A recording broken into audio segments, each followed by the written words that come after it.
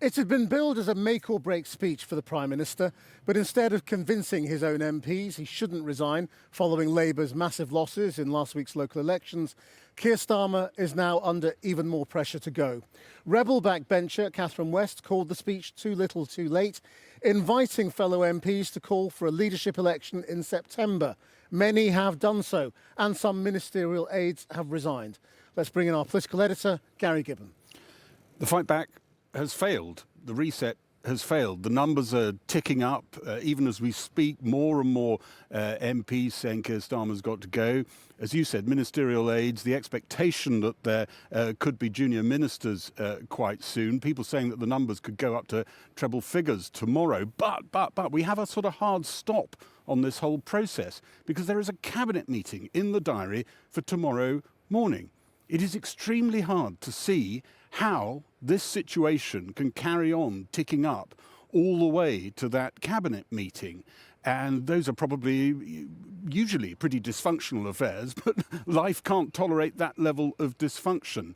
And I would not be at all surprised if not right now, then in the coming hours, the Prime Minister will be trying to sound out his cabinet ministers individually. History doesn't repeat itself, but remember when Margaret Thatcher had to have them in individually to her study and ask them were they with her or not. The terms of our future are quite possibly being sorted out as we speak. In a hastily assembled room of supporters and party staff, the Prime Minister got a warm reception. Even what sounded like a Wimbledon tennis heckle for a losing player. Come on, Keir! Keir Starmer. His central message to his MPs considering bringing him down: voters would not forgive a Labour government repeating the turbulence of Tory infighting, especially in even more volatile times. We are not just facing dangerous times, but dangerous opponents. Very dangerous opponents. If we don't get this right, our country will go down a very dark path. I take responsibility for not walking away, not plunging our country into chaos as the Tories did time and again, chaos that did lasting damage to this country. A Labour government would never be forgiven for inflicting that on our country again. He said the scale of the challenges to government hadn't been clear in 2024 and had grown. His responses would grow to meet that. Incremental change won't cut it. We need a bigger response than we anticipated in 2024. He announced a government bill giving powers to nationalise British Steel. He said he'd put Britain back at the heart of Europe, though it wasn't clear policy would go beyond the plans already outlined. Thank you very much. The room was ecstatic. The early reviews from the primary audience of MPs, not so good. It's more of the same. It's a reset of a reset of a reset. I don't feel like we have enough of a plan. For some, it was painfully familiar from his recent troubled past. People are frustrated. I completely get that. I get it. I get that. I get it. We need to go further and faster. Further and faster. Be better and do better. Keir Starmer insisted he would stand against any candidate that tried to run against him. But his critics are looking to clear him away first. I'm not going to shy away from the fact that I've got some doubters, including in my own party. And I'm not going to shy away from the fact that I have to prove them wrong, and I will. But those calling for Keir Starmer to go now include loyalist MPs who arrived bushy-tailed in his landslide less than 2 years ago. You're far from being one of the usual suspects when it comes to criticising the Prime Minister, let alone calling for him to go. Feels like the dam's burst. I think it's fair to say that I wanted Keir Starmer to be Prime Minister since before Keir Starmer wanted to be Prime Minister. And I spoke to you and I was a pollster in opposition as well. I worked for the Labour Party, I worked for Keir Starmer's operation. I was proud that we managed to change the Labour Party and win that last general election.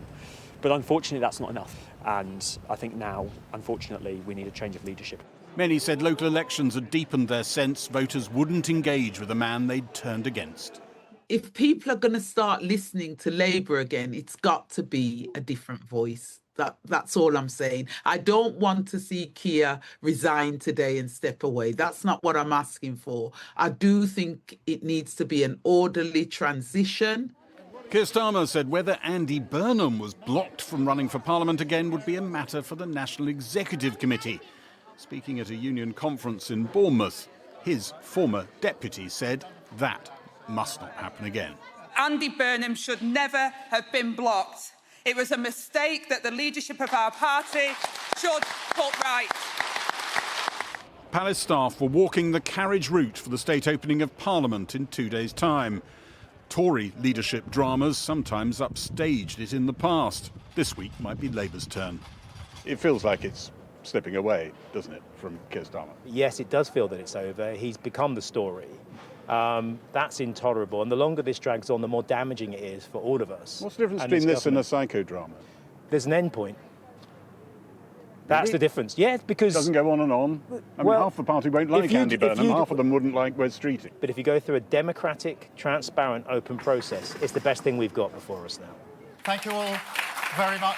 This reset moment didn't stem the revolt as hoped. Tonight, it is growing. Labour replaying the recent history it promised to bury. And Gary's still with me. Almost immediately after the speech ended, the letters started coming. I mean, how did they get it so wrong? It looked like they had their sort of fingers hovering over the button. Maybe they didn't have much faith in the script writing team around Keir Starmer. Number 10 had months to prepare for this. These results have been coming at us like a slow train. Months of preparation went into that speech, this reset. But in a way, Keir Starmer, as he has been throughout this administration, was sort of hands tied a bit by that manifesto and all the red lines that are in there. Other elements of the lack of preparation, though. I mean, the announcement at the weekend that Harriet Harman and Gordon Brown would be coming in as envoys, even though they command some strong affection in the Labour Party, was mocked and raged at equally by people as an inadequate approach. I heard of a couple of Labour MPs who did actually ring Number 10 over the weekend to say, you know, what can we do? We're actually loyalists. And there was a bit of a pause at the other end of the phone, one of them told me, and then someone said, well, just try and calm people down. But those loyalists would appear to be, as we stand here at the moment, pretty silent and maybe even a minority. This might be a very unifying moment for the Parliamentary Labour Party because all the factions, it seems, have come together, or at least huge chunks of them, and turned around and said, we want change. What's going to happen if they get that change, if they get Keir Starmer saying at whatever pace he's going to stand down, is they're going to spring apart, not just, of course, in terms of who they support, but the speed with which they want this entire succession event, which they now feel is in their grasp, the speed with which it happens. It would take Andy Burnham 6 to 7 weeks to get back into Parliament with a fair wind, and it didn't look like the electorate were giving the Labour Party a very fair wind in those May elections. So there are all sorts of other obstacles there. Team Wes Streeting's team, will want to move as fast as possible. That whole battle lies before us. But there's one before that, and I think there are discussions happening probably as we stand here about whether Keir Starmer can really face tomorrow's cabinet with the situation as it stands at the moment, and him, elected Prime Minister, supposedly serving to the next election. Something there, it looks like, might change very soon. Thanks, Gary. We'll hear more from you if there are major developments. Well, earlier I spoke to Steve Reed, who's the Secretary for Housing, Communities and Local Government, a close ally of Keir Starmer. I asked him, with so many Labour MPs now openly calling for the Prime Minister to set a timetable to go, isn't the game up? Well, I think that means that nearly 90% of us haven't, and that's a vast majority. We were elected less than 2 years ago to change this country. If the lesson we learn from the Conservatives is that you doom scroll through your leaders and somehow that's going to improve things for the country or for the party politically, then we're learning the wrong thing. But because the Tories tried that and it was an absolute disaster. But since the speech this morning, more and more of your colleagues have issued statements. They've been texting journalists. You know, the word apparently doing the rounds was unimpressive after the speech. It didn't do enough. I completely understand that many of my colleagues are feeling very frustrated and angry at the scale of the results that we saw just last Thursday. But I thought the Prime Minister today came out and gave a speech where he spoke from the heart in a way that was very, very personal, talking about the experience of his brother and his sister and the broken status quo that held them back and has held back millions of people We have heard across it all this before from him country. before. There was nothing But new. that is what is driving the Prime Minister. And he talked about the urgency with which we're going to act on big industries like British Steel and how we can nationalise that to intervene where support is required, to protect jobs and communities. A reset with the European Union, a very quick way, actually, to help boost the economy and put more money in people's pockets. But he spoke about other things as well. He talked about the Pride in Place programme that I'm responsible for and how we can expand that and put more resources and power directly into people's hands in their own communities so they can take decisions about how they put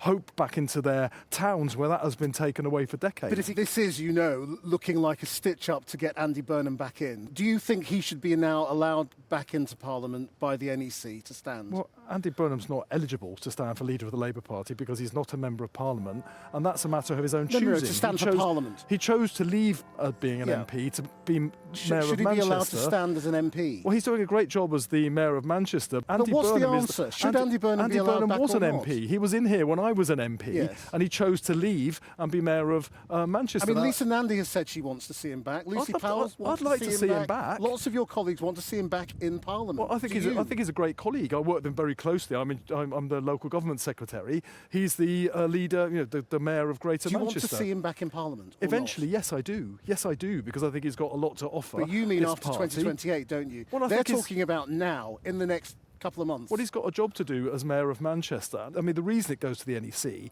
is because if he stood down, there would need to be a by-election for the Mayor of Greater Manchester at a great public expense. Lots of your colleagues are saying he's going to find another seat, and this time he must be allowed back in. But the reality is... What is your view that is right or wrong? I don't know. Are people searching for a superhero or something? Because there aren't any. There's none coming. It's us. Us collectively in Cabinet with the Prime Minister have to find the answers to the questions the British public are posing to us. We'll do it by standing together, listening to what the public have said and responding in practical terms, building more homes, cutting NHS waiting lists, putting more money in people's pockets. That is what the vast majority of Labour MPs want to focus on today. So what did you think of Angela Rayner's speech today?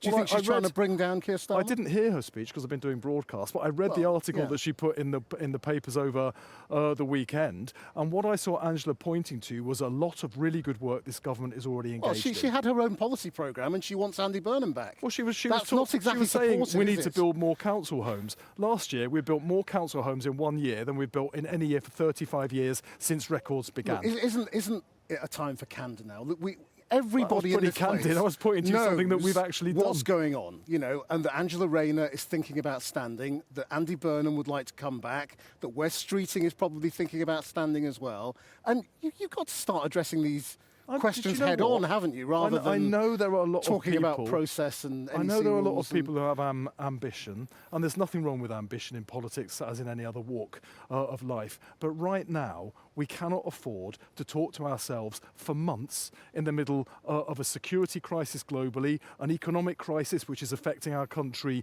too. We can't just let the bond markets go wild for the next 4 months with all that means for inflation and mortgage rates and interest rates. We have to stand together. Just finally, I mean, he said we want to be at the heart of Europe.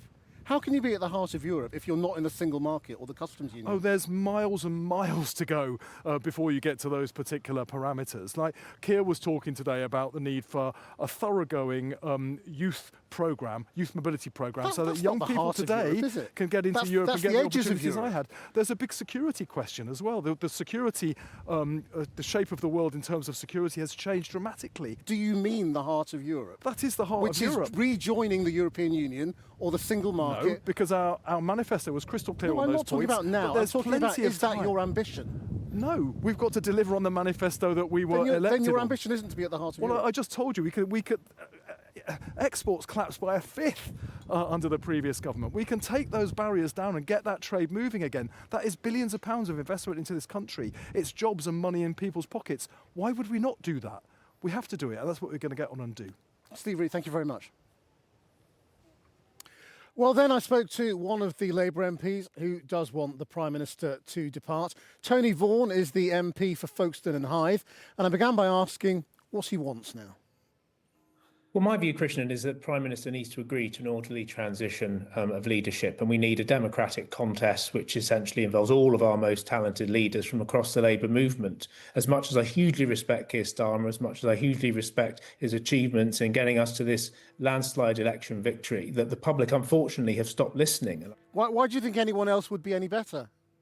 Well, I mean, look, we're in a situation where the leader of the Labour Party's polling is very, very low. And we have, for example, other politicians with very, very high polling. I'm not somebody who like is... who? Andy Burnham?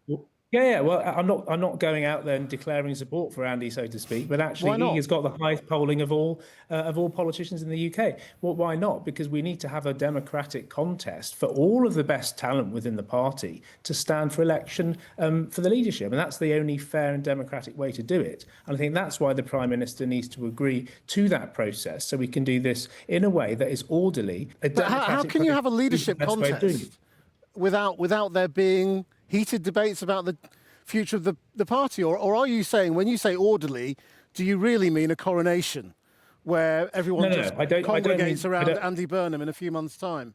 No, I absolutely don't mean a coronation. What I absolutely do mean is a democratic contest involving our most talented leaders from across the Labour movement. How else is a party like the Labour Party supposed to pick its leader? Well, I mean, when there are wars in the Middle East, and in Africa, and an economic crisis, and fuel prices going up, and a cost of living crisis, you really think it's sensible for the Labour Party to spend months debating its own internal direction and leadership? I mean, we changed leaders during the Second World War. The fact is, those factors mean we precisely should be getting the strongest leader to lead our movement. Things cannot go on as they are unless the Prime Minister steps aside and allows the party to have a proper democratic process. We're going to continue along a path which is not looking good for us in 2029. And are you and your colleagues most focused on whether you will lose your seats if Keir Starmer carries on, and that will bring down a Labour government? Yeah, because in a seat like yours, for example, you're pretty doomed anyway, aren't you? I mean, you're in. You beat the Tory really because of reform, and reform are growing. Christian, I'm under no illusions whatsoever about what the polling is saying, but I come back to what I said before, which is that 2029 is a point where Labour has to be best placed to win, because as the Prime Minister rightly said this morning, our opponents are dangerous, particularly in the Reform Party. But is it principally about personality and a person people like? And you say people don't like him anymore. Or is it about the substance of policy? I mean, is there policy that you want to see that the Labour Party is not currently offering? Absolutely. What? Absolutely. The Prime Minister accepted that the incrementalism of the way we've been going isn't necessarily going to work. And there are some great things that we've done as the Labour Party. Well, let's take housing, for example. I have people, person after person, coming into my surgery with homelessness problems. The local authority does not have enough social housing to provide for them, and they're being sent all over the place, far away from their support networks, because there is not enough social housing. We need a much more ambitious approach to building social housing. And water, we've got awful situation in our constituency with bathing water.